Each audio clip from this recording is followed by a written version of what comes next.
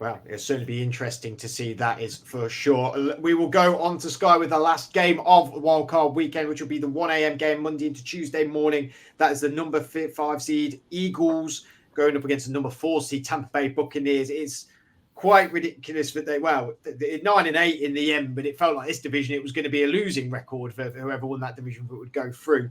How do you see this game playing out? Do you know what? I almost forgot what game it was when he started to. I was like, who's playing again? Which two teams are left?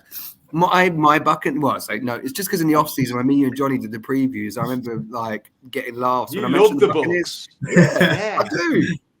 Only because people like. How many teams do you have? No, I don't know. One for every day of the week, Adam. One for every day of the week. It was kind of weird because when Brady was on the Patriots for years, almost 2 decades, everyone was quick to try and not give him his dues. And I feel like with Tampa, it's the complete opposite. It was all Tom Brady. But, there's plenty of players, especially on that defense, who are top quality. And I think that shone through. And Baker Mayfield, I mean, his stats are, been better than Mahomes this year.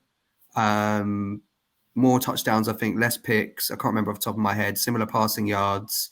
And I think for someone to come in their first year, he's done well. I mean, I feel like the Buccaneers and the Rams are probably the upset teams that most people are going for. Because obviously the Eagles are still the favourites. But I think coming off of that awful loss to the Giants, Jalen Hurts getting banged up, I'm leaning towards Tampa winning this one. I mean, obviously maybe the Eagles could do exactly what you were saying, Fred, about the Chiefs. The Chiefs played poorly, but still made the Super Bowl last year. The Eagles are primed to maybe do that because they've got plenty of talent. But if I had to pick right now, I would lean towards Tampa, especially with them being at home.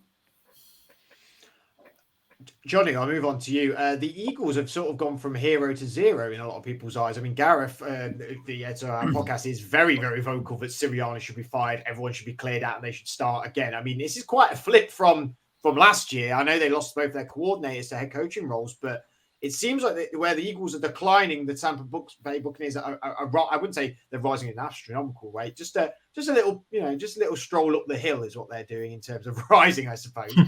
Where do you see this game go?